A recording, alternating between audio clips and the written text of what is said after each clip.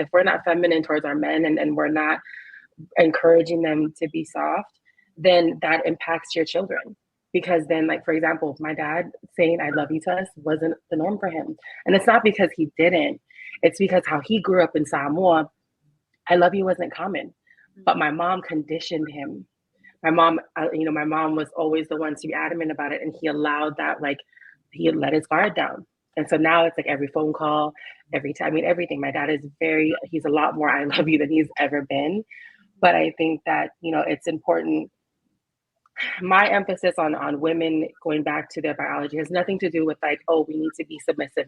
Submissive to men, yes, but it's everything about finding that medium, because you can do that. If you give your man enough of your femininity and there's that trust that's established, then everything becomes fluid, because again, it comes back to complementing one another.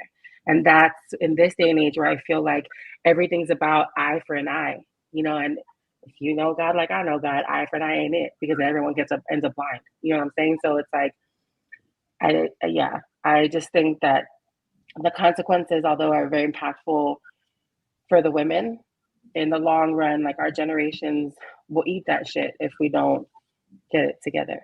So